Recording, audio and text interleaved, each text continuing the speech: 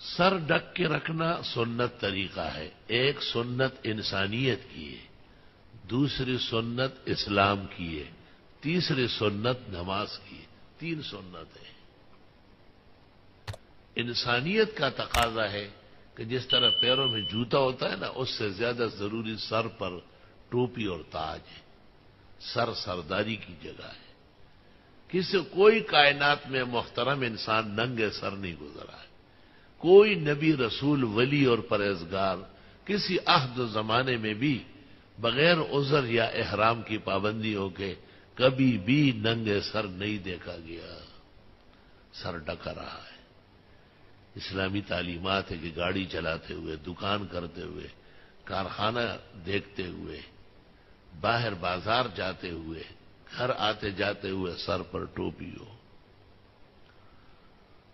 علماء کہتے رات کو سوتے وقت بھی سر پہ صافہ باندھا جائے، کھانا کھاتے ہوئے بھی سر ننگا نہ ہو، بیت الخلاء جاتے ہوئے بھی سر پہ کوئی چھوٹی ٹوپی یا کپڑا رکھ لیا جائے.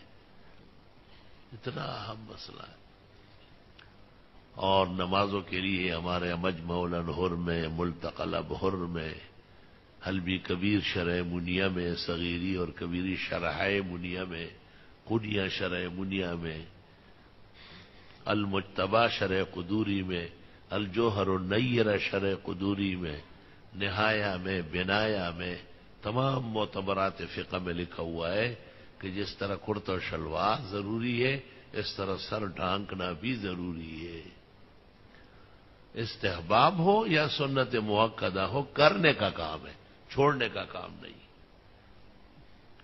اس لیے جن بزرگوں نے یہ خیال کیا کہ یہ میری کچیلی ٹوپی ہے مسجد والی، یہ رٹھاؤ، تو انہوں نے خود اخیر میں اعتراف کیا اپنی کمزوری کا کہ ہم سے غلطی ہو گئی. نہ وہ اپنی لے آئے اور نہ ہم نے ان کے لیے انتظام کیا. نتیجہ یہ نکلا کہ صفوں کے اندر ننگے سری کڑے رہتے، ننگے سری، لغڑ سر. یہ بات ٹھیک نہیں. سر ڈکنا چاہیے. سر کی حفاظت نہایت ضروری ہے. وہ ایک جگہ لفٹ ٹوٹ گیا، سب ساتھی زخمی ہو گئے بہت زیادہ.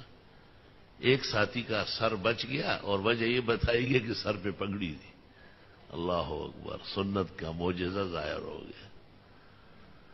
سبحان اللہ و بحمدہ، سبحان اللہ العظیم.